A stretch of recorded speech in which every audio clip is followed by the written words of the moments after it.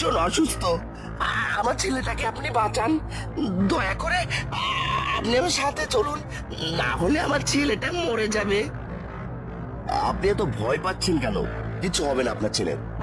আমাকে আপনার ছেলের কাছে নিয়ে চলুন। আমি ওনার সাথে রওনা হলাম ওনার বাসার উদ্দেশ্যে।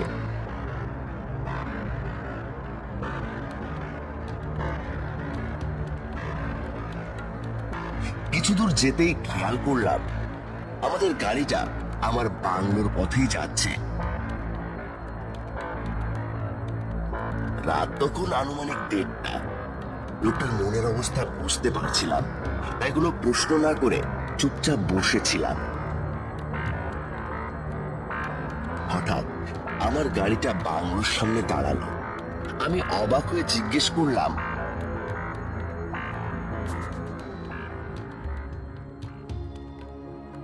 এটা আপনার বাংলো? মানে আপনি এখানে থাকেন? হ্যাঁ, তো কথা বলার সময় নেই, তাড়াতাড়ি ভেতরে চলুন, না হলে আমার ছেলেটা মরে যাবে। আমি কোনো প্রশ্ন না করে চুপচাপ ওনার সাথে ভেতরে গেলাম। সেখানে গিয়ে দেখি একজন মহিলা তার বাচ্চাকে স্যালাইন খাওয়াচ্ছে। বাচ্চাটি অনেক জোরে জোরে কান্না করছে। আমি বাচ্চাটার কাছে গিয়ে বললাম, কি হয়েছে ওর? কি বাচ্চার অবস্থা তো খুবই খারাপ। আমার সোনার ডায়রিয়া হয়েছে, কাল থেকে কিচ্ছু খাইনি, কিছুতেই কান্না থামছে না। ডাক্তারবাবু, আপনি আমার ছেলেকে বাঁচান। আমি বাচ্চাকে ছোঁয়ার আগেই বাচ্চাটা আমার চোখের সামনে মারা গেল। বাচ্চার বাবা মাকে সান্ত্বনা দেওয়ার ভাষা ছিল না। খানিকক্ষণ সেখানেই বসে রইলাম। হঠাৎ বাচ্চার বাবা মায়ের চেহারা কেমন জানি পাল্টে গেল।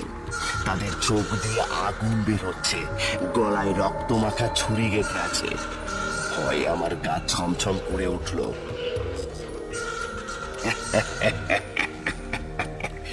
তুই আমার ছেলেকে মেরে ফেলেছিস। তোর জন্য আমার ছেলেটা মরে গেল। আমি তোকে ছাড়বো না। হ্যাঁ, তুই মেরেছিস আমার ছেলেকে। আমরা তোকে বাঁচতে দেব না। আমি বুঝতে পারলাম এরা মানুষ না। কি করব বুঝতে পারছিলাম না। আত্মা দুটো আমার দিকে ধেয়ে আসছে। তাকিয়ে দেখি কামরার জানলাটা খোলা। কোনো কিছু না ভেবে আমি সেই জানলা দিয়ে লাফিয়ে বের হয়ে আসি। তারপর চলে যাই হাকিম বাবুর কাছে।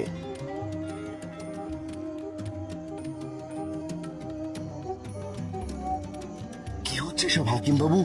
ওই আত্মা দুটো আমাকে মারতে চায় কেন? কি হয়েছিল তাদের সাথে? কয়েক বছর আগে এখানে একটা পরিবার আসে। রমেশ বাবু, তার স্ত্রী মিথিলা আর তাদের সন্তান অরণ্য। একদিন হঠাৎ রমেশ বাবু ছেলের ডায়রিয়া হয়। 3 দিন কেটে যায়, ডায়রিয়ার কোনো অবনতি হয় না। সেদিন রাত 1:30টায় বাচ্চাটা ভীষণ কান্না শুরু করে। রমেশ বাবু দৌড়ে হসপিটাল যান ডাক্তার আনতে। এত রাতে কোনো ডাক্তার তাকে সাহায্য করতে আসেনি। বাংলায় ফিরে রমেশ বাবু দেখেন তার বাচ্চাটা মারা গেছে। বাচ্চা হারানোর কষ্ট সহ্য করতে না পেরে তারা দুজন নিজেদের গলায় ছুরি ঢুকিয়ে আত্মহত্যা করে নেয়। এরপর থেকে তাদের আত্মাই বাংলোয় ঘুরে বেড়ায়। কোনো ডাক্তার এখানে আসলেই তারা তাকে তাদের সন্তানের হত্যাকারী মনে করে মেরে ফেলে। কিন্তু আপনি বেঁচে ফিরলেন কিভাবে বাবু? আমি কোনো উত্তর না দিয়ে সেখান থেকে চলে যাই আমার গ্রামের বাড়িতে। আজও সেই আত্মারা আমার স্বপ্নে আসে, তারা আমাকে ডাকে। কিন্তু আমার আর কখনো সেই ভয়ঙ্কর বাংলোয় ফেরার সাহস হয়নি। আমার মতো একজন ডাক্তারের সামান্য ভুলের জন্যই একটা পুরো পরিবার শেষ হয়ে গেছে। তাদের মৃত্যুর জন্য আমরা সবাই দায়ী।